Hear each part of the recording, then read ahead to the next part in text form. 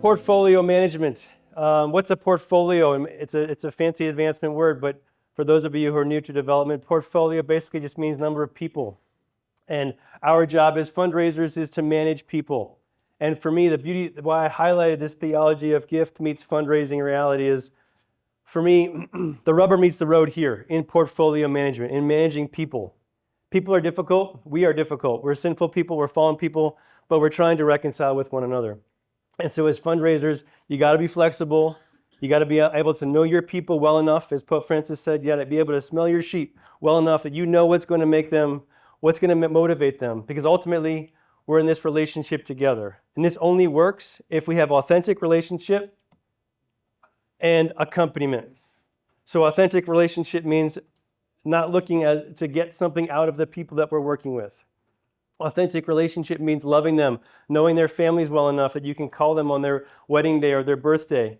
Accompaniment means praying with them, as I'll talk about other ideas as we go forward here. But ultimately, it's this blend here of you want to accompany someone, but you also want to raise money. And so that's why this core fundraising tension between being able to have patience and also have urgent necessity to raise money. Because as your bosses, as a boss once myself hiring fundraisers, and my boss currently at Focus, he loves the fact that I want to accompany people, but he also wants me to raise money. And so that being able to navigate that tension is really, really important.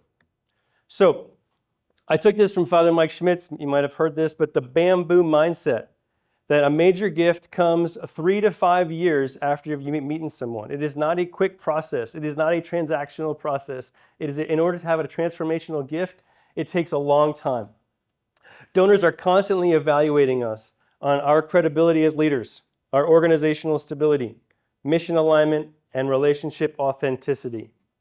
So I just open the floor for a minute. I know you guys have been sitting for a while.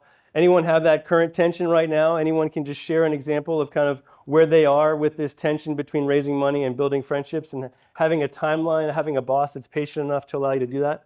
Anybody in that situation right now? I literally moved here 1 year ago, first time development career from teaching, and I am in that first year of just making friends, making relationships. And it's tough to do that. Like, oh, you're my friend, but I'm going to ask you for money. But did I become your friend to ask you for money? Exactly. It's a very complicated relationship. But how are you doing so far?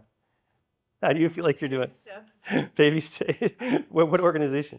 Restore Dignity. Excellent. Thank you for sharing. Anybody else? Anybody else struggling with that tension at the moment? Yeah, definitely. I'm not knowing exactly, not knowing exactly where to go with the donor. Yeah. Met them recently. Took about 9 months to make the first call after I met them because it's over a year because I had met them. But now that I'm working on the relationship, they've been to the Women's Center, they've toured, they're very interested. But I often don't know what specifically, what program to kind of lead them for, developing new programs for them. It's good. Where we're at. It's a good struggle to have. Thank you. When Father Mike talked about this, thinking about 3 to 5 years working with donors, not all of us have that luxury, of course, and we need to raise money within those 3 to 5 years. But ultimately, for me, Theology, the gift, and the why I love this conference and I love these slide deck about the For Life is if we're going to truly have transformational gifts with these people that we're falling in love with, we're getting to know through friendship, like ultimately we have to have patience and let God's Holy Spirit work through us and through them to have this joint venture of what they're passionate about and what we're trying to sell, which is Jesus Christ and the Holy Spirit. And for me, scripturally, James here, kind of tells it as it is. Be patient, therefore, beloved, until the coming of the Lord. The farmer waits for the precious crop from the earth, being patient with it until it receives the early and the late rains. You also must be patient. Strengthen your hearts, for the coming of the Lord is near. Strengthen your hearts, folks. This is if you're going to be in fundraising for 25, 30 years, or even a few years, buckle up. It takes a lot of effort and it takes a lot of thick skin. So for me, this combination of high capacity donors and need to raise money, right? So on the donor front here, we have where does my success belong in God's plan? These are what donors are reflecting on. What spiritual legacy will outlive me, as we just heard from Scott? Thank you, Scott. Who will carry forward what I care about? So can we get to that conversation with our donors? And on our side, we have this kind of a spiritual accompaniment model. From our kind of business professional side, we're accompanying them. We're forming them in the faith, but also in how to give back, how to leave a legacy. Many people haven't thought about that. And produces legacy benefactors and apostolic multiplication. Curtis Martin, our founder at Focus, talks, as you know, a lot about apostolic multiplication. And he really wants, over the next decade, we're in a feasibility study right now. One of the reasons why I joined the team in California is an important part of that is the last campaign was successful. It was $250 million. But the next one, we're shooting for potentially $500 million, which is a big number. But the idea of apostolic multiplication is being able to find these folks who want to go on mission with us and are willing to share their gifts and talents and their resources with us. I put Tom Golden's name there. So Carrie Robinson's a very close friend of mine. So I succeeded her at Yale. She's an incredibly beautiful woman, been there for 10 years, raised all this money for the Catholic Center at Yale University. And here comes I, a relatively new fundraiser, super intimidated by her and Father Bob. And she took me under her wing, and incredible mentor to me, incredible storyteller, as you'll hear tomorrow, her story. But Thomas E. Golden Jr. was a Yale grad who had not been to church in 50 years. And Father Bob and Carrie invited him through a simple kind of mailer in the mail, invited him to a conference about the faith. And he came and went to the conference, and at the end of the day, there was Mass. And she tells this story much better than I do, but I was a part of the end of his journey. And Father Bob and Carrie both saw Tom weeping during Mass, like literally weeping. He's like probably mid-70s. And finally, after Mass, Carrie and Father Bob go over to him and say, Tom, why are you crying? Is everything okay? He goes, I have not been to Mass in 50 years since I was here at Yale. And this is the first time I feel like I can come back and be a part of God's journey for my life. He's never been married, no children. And it was from that moment, like that was probably, so I arrived in 2006, and so that was, late 90s when they first met, and that relationship began way back then, that one invitation, and Father Bob and Carrie accompanied him, got to know him, his heart, his dreams, talked about a legacy, and literally over a decade of time, Tom and Father Bob and Carrie became best friends, and he said, my legacy is to leave the Catholic Center endowed in perpetuity so Catholic students at Yale can forever have a faith. And what's most striking about that story for me is how Carrie and Father Bob accompanied him, because I was probably 2 years in, and he was diagnosed with pancreatic cancer, basically, a death sentence of a couple of years. And watching Father Bob and Carrie visit with him multiple times a week, call him every day, and journey with him, not just when they received this legacy gift, but all through into the very last day of his death, when he took it to, Father Bob and Carrie were a part of his dying, like literally in the hospital. And just this incredible journey of matching these two things, of what legacy Tom wanted to leave and what the Catholic Center at Yale needed, and this joint force of friendship that it caused. And now, all these years later, I think their endowment, his legacy gift was about $50 million. It's now grown to $75 million. And the Catholic Center at Yale is doing amazing things, but they will never have to worry about resources again, thanks to Thomas E. Golden Jr. So the power of these stories is really important. So again, building your portfolio, how do we do that? Whether you have a small shop or a large shop, a couple things that I just wanted to highlight. So kind of the conversion of the concentric circles, okay? You have capacity, you have propensity, which just basically means his likelihood of giving, and then you have the mission alignment. And in those three circles is where you want to find that's the ideal donor profile. Being able to hit that sweet spot right in the middle.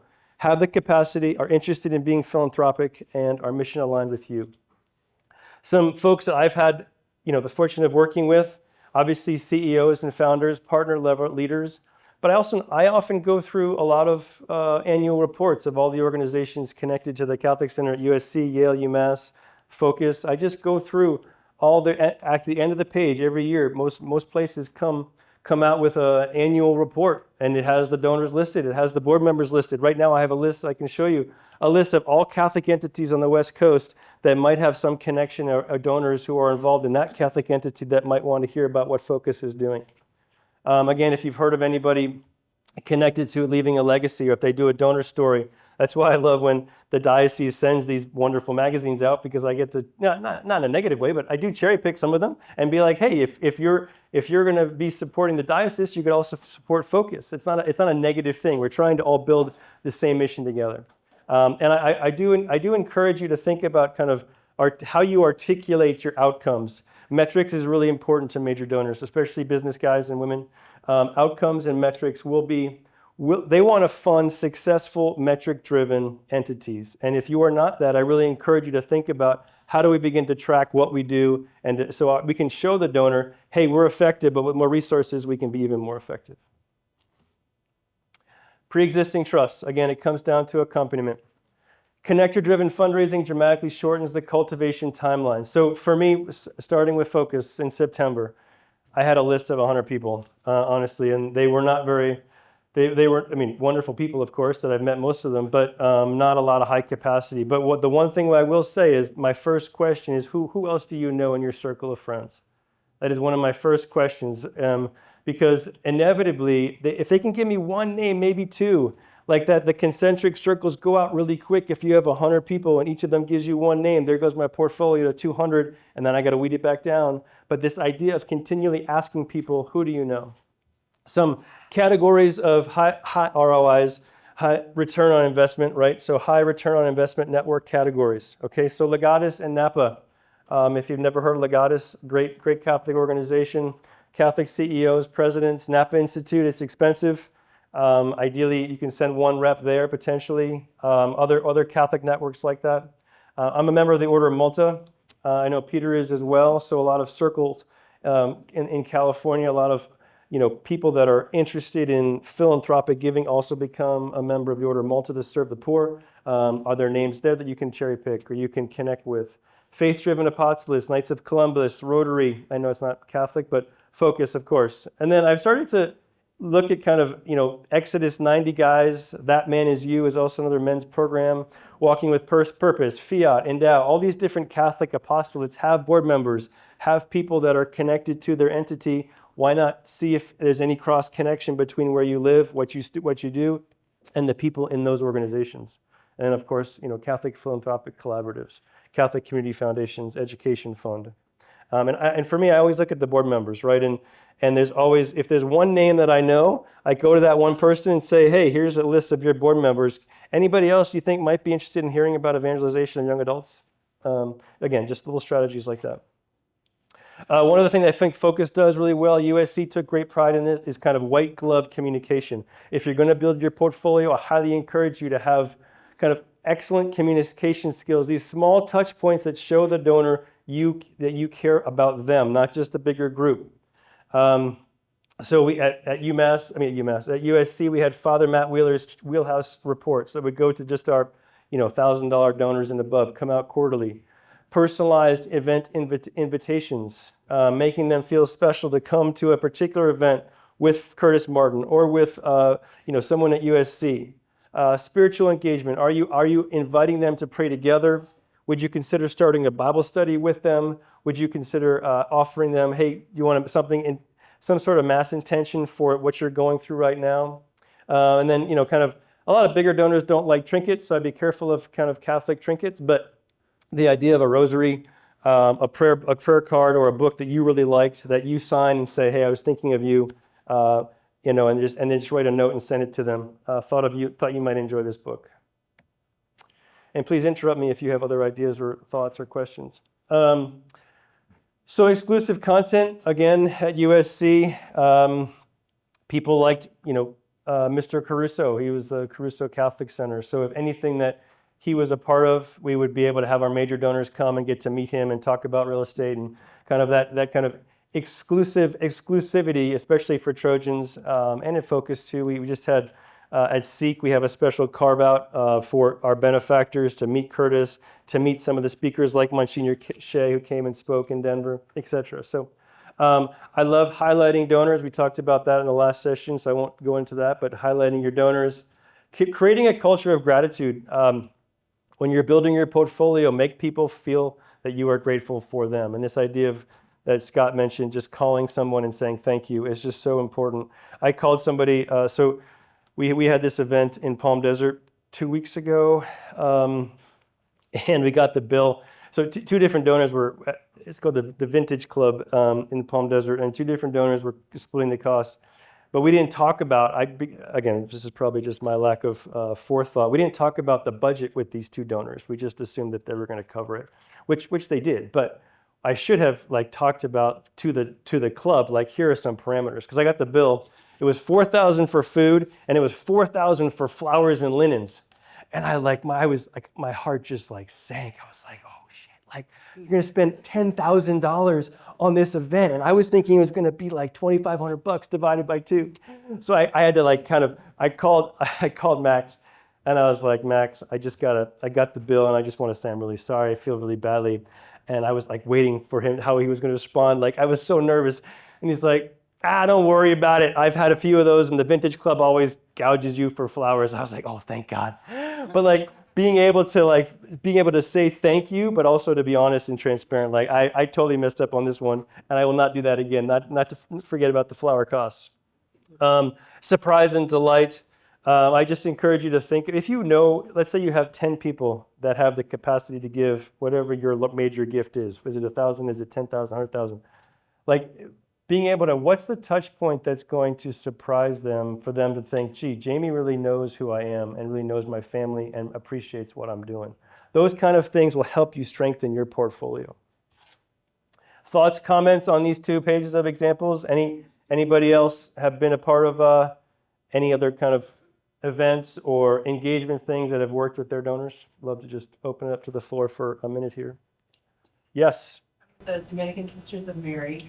And after 2 of our director and a NGO attended last year, we really heard about donor engagement, offering something exclusive. And the sisters are very busy, but in July we have professions on Tuesday, Thursday. The day in between, we created a special donor-only reception. Nice. I gave them a tour of our studio, had just wine and appetizers. And they loved it. It was a small group, but now hopefully the momentum builds. For sure. They know that this is it's curated just for them between these other events. Brilliant. And especially when you have sisters, anything that we do at USC or focus with sisters is just everyone just wants to come be a part of it. So thanks for sharing that. Other ideas that worked? During Mass, we say prayers for benefactors specifically. And a lot of times there are parishioners that are actually going to Mass, especially during, I work for a Catholic school, so on Wednesdays, all the kids are there. And so when their name gets read off, obviously you either see a puzzled look on their face or a big smile. So it's awesome. It's a lot of fun. Little touch point there. Thank you. Yes. My business manager gave me a heads up. Somebody from out of state randomly gave us a gift for $1,000. And we're here at the Basilica, so we get visitors from out of state all the time. I wrote this person a thank you card and just said, hey, if you want to be in touch, here's my email. Turns out he's a snowbird. He's here all the time. And that Christmas, we received $15,000 from this guy. No idea. Praise God, right? That little touch, handwritten note. He said, I've never been thanked before. No pastor has ever sent me a thank you card. Happens all the time. We had similar, I'm with the diocese, but we had some of our seminarians, so trying to work with our seminarians to understand the impact of donor relation. And we had seminarians in, they were assigned 10 people to write thank yous for that came to the seminarian program. And from that one, just getting a card in the middle of summer from a random seminarian, they loved it. And we were like, in the middle of nowhere near a gift that I've given, was so meaningful. So they gave us a challenge donation. Oh, wow. $25,000 for our seminary following that. Yeah, wild. Just from a small note from a seminarian. Yeah. Praise God. Good. Anybody else? Yeah. I'm with the military archdiocese, and I've found, I'm trying to set up a visit, but especially with a major gift donor. and they say, I'd like to come out and thank you, or I'd like to give you a small gift from the Archbishop, they always say, I don't need to be thanked, and I don't need a gift. But what got me was where you had their exclusive content. If you say, what I'd like to do is come out and really give you sort of a high-level briefing on the pastoral outreach of the military archdiocese and what your generous support has made possible. There you go. Still giving that gift to thank you. That's right. Thank you. That's absolutely right. Praise God. So somewhat to what we were just talking about. So hierarchy, personal visit number 1, phone call number 2. I'm so tempted oftentimes to text somebody or email them, and the challenge is to call them on the phone. Many don't answer, but just having that voice connection, handwritten note, just mentioned, personal email, and just mass communication, obviously high to low.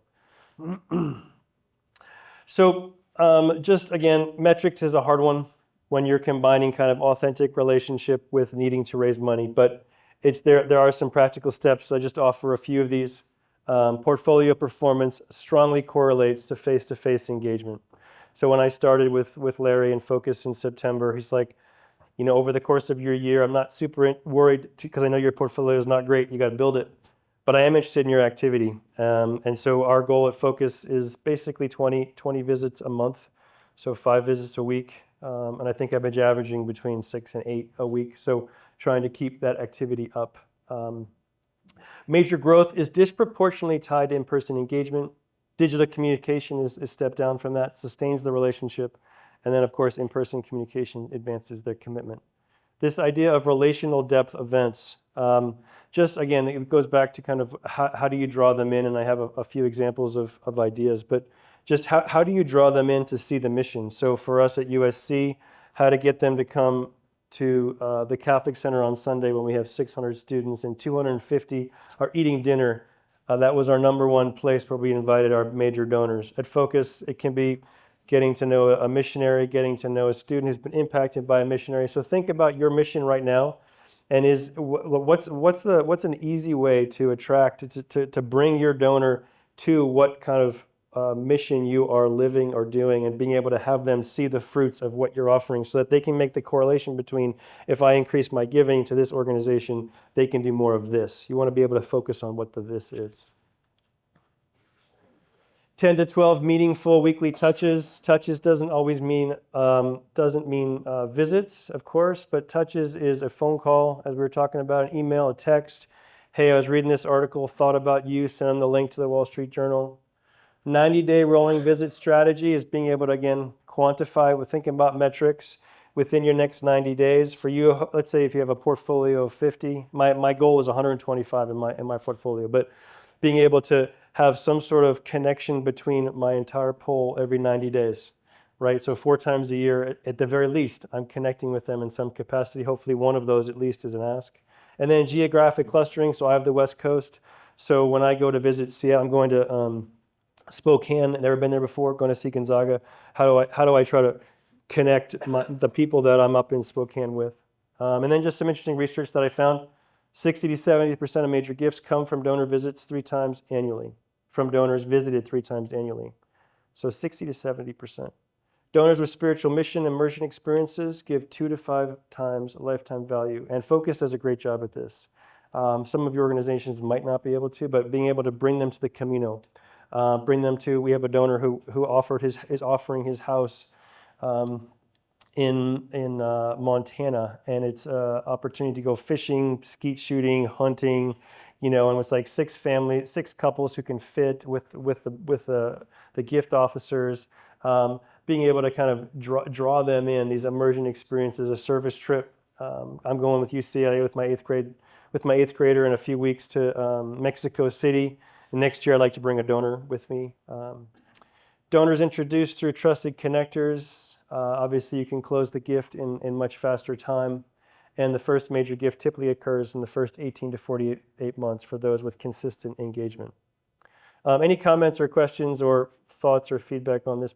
Metrics is a scary number, especially, or is a scary topic for many of us in fundraising. But does this feel like it's manageable? Where do people have higher expectations of you than this? Is this realistic? Like any feedback on kind of what your kind of current situation is? No, it's just with your portfolio. Yeah. That would be a lot. Hey, it's me again. Trying to meet my quota. How was breakfast? What else? Anyone nervous about metrics? Anyone nervous about like being able to? You have an expectation placed upon you that you feel like is unrealistic, and you've had conversations with your team or your bosses that are hard to do. Let's just be honest. We're all professionals here. Yeah. I have a question about just the immersion experience and just how you prepare for that. I think, especially my board is fearful of spending money on our donors. Oh yeah. Look like we're not good stewards of their funds. No, that's a great question. Actually, I would not pay for them. So one of Focus is going to Rome. It goes to Rome every year with its board, and a part of that deal is you have to pay your way, and we'll pay for the food when you're there. And if we're doing an outing that we're hosting, we'll pay for it. But in general, you're asking people that can make the $5,000 or $10,000 investment in that event to draw them in. It would be nearly impossible for most organizations to pay for that. Yeah, but good question. Yeah. Can you give like 3 to 5 examples of things that keep you from doing this? And fear can't be one of them. They keep me? Keep you from going out and visiting with your donors. For me, I would say distraction. So it's easier for me to be working on kind of strategy than it is to be face-to-face with donors would be one. I think internal politics. So I'm new to this organization, so understanding, like it's easier for me to get in the weeds on this topic or that about why did Curtis Martin do this, or Craig Miller is going to be retiring in a year. Who's going to replace him? So kind of the internal politics, focusing on that as opposed to my day job, right? And I think a third is when you say not fear. It's not fear, but it's a anxiety about being rejected by the people I'm reaching out to. Like I have I'm an introverted guy, and over these years I've gotten thick skin, but it's still, especially with the bigger donors, and I have this pressure on myself of like wanting to succeed at a certain level. When I reach out to the Maxes or to the John Siemens of the world who have capacity to give a 7-8-figure gift, like how I don't want to come across as needy, but I can't get to know them unless I spend time with them, right? And so this balance of like, oh, it's me again, but I want to have coffee with you. He's like, well, why do you want to have coffee again? Well, it's like, well, I want to know your story more, right? But like, I have this insecurity of like, well, I'm going to be rejected at that level. So those are 3 off the top of my head. I don't know if other seasoned professionals have others. Kelly, what would you say? Your last one, absolutely. You have to find some kind of common ground or some 6th degree of separation to make it worthwhile for them, right, to beat us. Exactly. I mean, for most of these folks who are larger donors, time is their most precious gift, right? And I think it's hard to you don't want to waste their time, and so you got to figure out strategically what is my next move with them that would make them feel like, oh, that I will invest that half hour or hour of time. Yeah. Others, yes. Growth and responsibility in the organization that pulls you away. For sure. For sure. You have to really work hard at keeping those things out of the mix. Stay focused on. Amen to that. Yeah. And when you're wearing multiple hats in a small organization, that's super hard. It's easy. Like at USC, it's easy to get sucked up in the most recent newsletter, or to, the toilet's leaking, so I got to find a plumber to go, fix the toilet. So like, and then at the end of the day, I'm like, did I call any of my donors today? Like, you know what I mean? So you get so distracted. I saw a hand up over here. Anybody else? Sure. Thank you for, yeah. What about calling or setting up an appointment between the first and the second? Mm-hmm. How much time do you space that? Is it more towards how interested or not interested they are in your organization, or just is there like a timetable?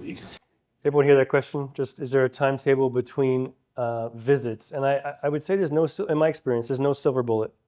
I think some people, again, speaking from my experience, someone who is an elderly gentleman, wife has passed away, kind of lonely in the church, like trying to figure out life at post wife passing, and kids are moved on. Like that kind of person, in my experience, needs more of the hand-holding more regularly and is open to like just coming over for a visit to check in on the grandkids, show them some pictures of what's going on with the ministry that you're helping to fund. But business executives, people who are currently working, you're going to visit them in the office, like you gotta be very clear on why you're going to see them. And that's why, as a later slide we'll talk about, is when you're leaving the appointment, you got to figure out what's the angle for the next step and why. So is it an ask? Is it, I'd love for you to come go feed, be on the line feeding the homeless next week with us. I'd love for you to meet our missionary, because, for Focus as an example, we obviously have missionaries everywhere. It's like, I'd love for you in Long Beach to come meet Jack. He's got an incredible story. Can we have coffee next time? And you get to meet Jack and hear his story and hear about how your investment in Focus is helping Jack thrive at Long Beach State. Like, so figuring out what's their stage of life and what their needs are. That would be my answer, but others, Andrew? Oh, was there anybody else have anything further? That's a great question, though. People ask, like, how do I go from 1 to 2 to 2 to 3? Make your way around the base paths. Like, how do you do that? You got to do it authentically. You can't force it because everyone's different. I guess I do have something that oftentimes, you have on that last bullet, first major gift typically occurs 18 to 48 months. Right, 4 years is a long time for somebody. But if they have, if this is somebody with capacity, like you're talking about 7-figure, a form of cultivation is inviting them to give at smaller gifts For sure. on that journey. For sure. Right? So that 48-month timeline might not be, I'm just coming to see you every so often for coffee. It might be, I've got a project that I'd love for you to consider funding, or you might be interested in, that we know is not at the peak level, but it's still meaningful for you. It's still a way to engage them, and you can steward them through the process. That's a really great point. Yeah. Thank you. All right, so just some ideas here. Again, thinking about transformational experiences that building your portfolio with authenticity, emotional memory anchoring. Okay, so think about pilgrimages, think about service trips, think about dinners, think about meeting a missionary. Invites them to have a personal ownership. I met Jack. Jack's got a really cool story at Long Beach State. I remember myself when I was 20 years old, not even thinking about faith, but thinking about my career. Here's Jack. This is a true story, who left working for the government in econ. He had a job for life, and Elon Musk says, this guy's 25 years old. He receives an email from Elon Musk saying, I'm going to give you a severance package, not just to this guy, but to all the people, right, during the Doge time. I'm going to give you a severance package so you can take 6 months off and get paid to do it. And he's like, I've been always thinking about being a missionary. So he left the government job, and at 25 years old, and becomes a missionary. And he's his second or third year, and doing a fantastic job at Long Beach State. But donors connect with that story. It's like, I remember when I was like that. And then, of course, the transformation experiences increase over time. So some ideas would include Rome. This is just, Rome pilgrimage. These are focused ones. Seek conference, of course. The Camino is a great one for our focus benefactors. Donor weekends. For a small organization, some of these are hard, right? So you got to think at a smaller scale. Like, is it just a one evening kind of curated meeting the sisters, getting to get a tour of this place? Golf, hunting, fishing trips are big with our donors. Even something as an evening retreat, evening reflection just for donors. At USC, we offered that for our donors with Rick Caruso came, and you can go to someone's house, have mass at the person's house, and invite some donors. Everyone wanted to go and see Rick Caruso's house. Service trips, other ideas from other folks who have been in this for a while, other experiences that you've had that you've felt like drew that donor closer to the organization? Tailgates, good one, especially at big sports schools. Yes, Peter. I just think from a Catholic ministry perspective, in any given diocese, wherever you guys are, plugging into things that are already happening is really helpful. That's right. And free. The Christmas carols that are done at the cathedral or at some parishes. Yep. The Chrism Mass, which is done in every diocese all across America, or across North America, I should say, Canadian friends. Go to the Chrism Mass, go to lunch after, or go to lunch before Christmas, and take 6 donors. It's a beautiful liturgy that most people don't ever see. But there's all kinds of different what's word in the vocations? Help me out. Ordination, yeah. Masses are wonderful. Yeah, those are fantastic, actually, yeah. Because most donors haven't been to one. And it's a great liturgy to be part of. You can get a couple of tickets and go in. It's good. Thank you, Peter. Yeah. Question not enough. How do you balance the tension between paying for access to something spiritual and keeping the spiritual available for everyone, regardless of capacity? Just to understand your question, give me an example. What do you mean in terms of? If I'm at a seminary, we have retreats, a day of recollection for Advent, or a 2-hour talk with the rector for Lenten reflection. And there's a tension of, do we just invite our donors to this, or it's the church? We don't pay to go to mass kind of thing. Right. Yeah, it's a good tension, and I think there's no easy answer. My experience has been, if we're going to invite the whole community, what can we carve out to make those particular donors who have made a larger investment feel special? So that could be as simple as a half-hour cocktail reception, or afterwards meeting the rector and just having a small dessert tray, to hear what's going on with the rector. And kind of, it's not, I mean, in a way it's pay to play, but you got to be honest, this is a world where, like, if you're going to make a bigger investment with something, not that you're trying to get something out of it, but what do you get in return for that investment, right? And I don't think that's a bad thing, because it's helping the seminary grow and getting to know the rector, and it's also still allowing for the wider church to be involved in some capacity, but just not in that carve-out piece. That'd be my response. Does that make sense? Yeah. But it's a good question.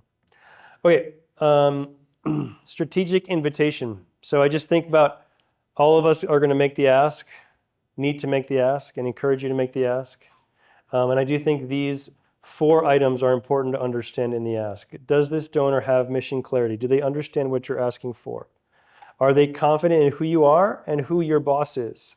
So if you're the boss, have you set a vision for your organization? And the people working for you, do they know how to articulate that to the donor they're sitting in front of? Are you empowering this donor to be able to feel like to make that emotional connection to the mission, to the apostolate that you're inviting them to invest in? And this last one's an interesting one. Just the idea of, if you're not willing to kind of go on the hook and be all in for this organization and be passionate about what you're selling, this might not be the right fit for you. If you're going to be a successful fundraiser, I've been in campus ministry really since graduating from college in 1997, with very few deviations. And it's because of the passion that I feel for young adults in our church at UMass, Yale, and USC, the time in their life, the potential for 40, 50 years of Catholic faith after it, the formation, they're searching, they're away from their parents, all these different things that I'm passionate about, and being able to talk to donors about that. And that's why it was easy transition for focus for me. But you got to be able to feel it in your heart, with 7 children, talking to my son who's a sophomore in college, and we went to Mass at Boston College, nothing against the Jesuits, right? And we were sitting there and people are receiving the Eucharist, they're staring at, not sure what to do, wanted to try to put it in their pocket, and they stopped them. And I turned to my son, this is last year at the opening weekend, and I said, you and your roommate, who's also a friend of his, have a lot of work to do. This is mission field here. You got to be able to be passionate about what you're selling. And so I just invite you to really think about, do you have that passion within you? And can you articulate to the people in front of you? And this progression here is interesting. Have you prayed with your donors? Have you asked them for advice?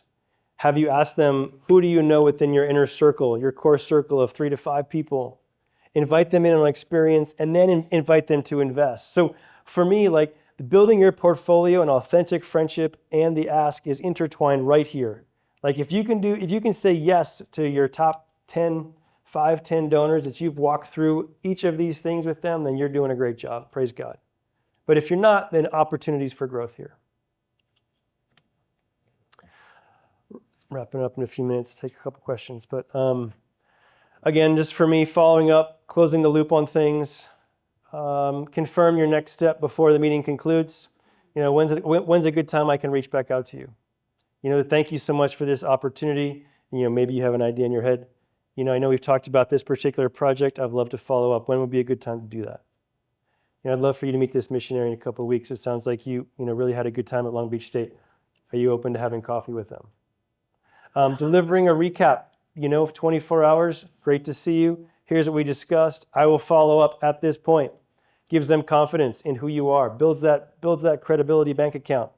And this credibility bank account, just take a second to look at those, right? So if you're showing transparency, mission alignment, impact, personal follow-up, authenticity, you're making deposits into that friendship, into that relationship. It's making your portfolio stronger. If you're overpromising, slow to follow up, not organized, avoiding difficult conversations, i.e. not asking for something in particular, making a gift, you are taking withdrawals from that relationship. So making sure that in every relationship you're going to have both deposits and withdrawals, but you're able to be more on the deposit side than withdrawal side. Major gifts happen when credibility balance exceeds perceived philanthropic risk, because every big donor has 10 other organizations like Focus coming at them asking for gifts. And what's the philanthropic risk of my investment, my time and my money, my energy into this organization? There's a risk there versus that one. What's going to give me the better return? It's just how human beings are. It's how we work. All right. So top tier fundraisers, of which I know you all are. Protect your visit time ruthlessly. To your point, to your question about don't get distracted by all the things that we all do as human beings. Build connector ecosystems intentionally. Your network of 10 people would produce potentially 30 to 50 if each of them knew 5 people. My organization at 125, I should be able to connect to 200 potential people because I'm always building that ecosystem. Asking early, John Flynn always says, no is just a slow yes, which is brilliant advice. You got to ask, you got to ask, you got to ask. Again, authentically, right? Follow up faster than expected, and then track your spiritual motivations, not just financial capacity. Again, there could be many more, but these are the ones that I chose. 90-day challenge. Some people, I probably don't have 125, but if you do, I don't think it's realistic to, I know USC, I think was 150 to 200. I just think that's too many people to really know them well. So I'm in the 100 to 125 range. If you can schedule 36 in-person visits, introduce 3 donors to mission immersion or experiences, whatever. 24-hour follow-up and identify your top 10 connector relationships. I won't have you write this down, but just because we did this before, but who has the capacity far beyond what they're currently doing for your organization? Think of one person in your head and inviting them. Is there one thing that you can do in the next 30 days to deepen that relationship? Like some of the suggestions we talked about. So one step. Lastly, prayer, presence, professionalism. This is where, it all begins and ends, right? Prayer clarifies mission, purpose, presence in their lives, them in your life, etc. Builds donor trust. And then professionalism. When I got into this field, Peter and John and many of us who have been 20 plus years, John Flynn first asked me, he said, why don't you come and fundraise? I said, fundraisers, they're basically they're bad people. They're people that take your money and don't know what the mission is. And he started to laugh and he's like, I'm gonna change your mind. And 25, 30 years later, he's changed my mind. And so the professionalism events like this, like St. Mary's in Winona, I know Indiana has a great program. I commend you guys for being a part of this because it raises the bar for all of us as a really important work. So the last quote here, the future of Catholic philanthropy would not be won by better campaigns, but by leaders capable of forming missionary benefactors. Thoughts, comments, questions? I know we have a couple minutes, maybe 5 minutes or 3 or 4 minutes. Questions, comments? Yes. I just have a quick question on the 24-hour follow-up, because when we travel, it's usually 5 days, we really try to make an impact with the money that we invest in it. Oh. So you're going from visit to visit to visit. And is an email follow-up or a text too impersonal? Because really, there's just not bandwidth. Oh, yeah. And I think that's a great kind of, your mindset's excellent. From my experience, I'll leave them with, hey, I've been traveling. Like they'll in the course of conversation, it's like, oh, what are you doing out here, right? They know you're out here to visit people. So there's kind of an automatic grace period. But I will usually email or text the next day just to say, great to see you. I will be following up soon. And then if it's even so if I visit someone on Tuesday, email or text them Wednesday, usually Wednesday, maybe Thursday, but like email and say, I'll follow up next week. And then it gives me a whole nother week to kind of outline what we talked about and next steps, because I have my notes from the meeting. So that's kind of how I handle it. Others, questions, comments? Yes? You know how many outreaches it takes to usually get, you need to be 20 a month, how much, how often phone calls are you calling for you? You got time? So right now I'm tracking that. I mean, right now it's about 3 to 1. So if I'm trying to do 20, I'm trying to reach, because I keep track of all this stuff, both on Excel and ultimately on Razor's Edge with Focus. But I think, you know, I'm at for 20 visits, I'm reaching out to 50, 60 people. How many times did you call before they said yes or no? I would say at least 3. Yeah. If I get it one time, like 1 for 1, I'm like, yes. And I'll craft my visits around that one person because they want to see me right away. Yeah, but good question. I just reiterate what he just said. Jamie is a highly successful 30-year professional in this business. For those of you who are relatively new in the room thinking, geez, this is all above my head or above my...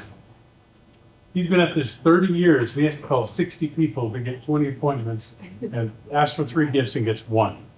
Right? It's about activity, right?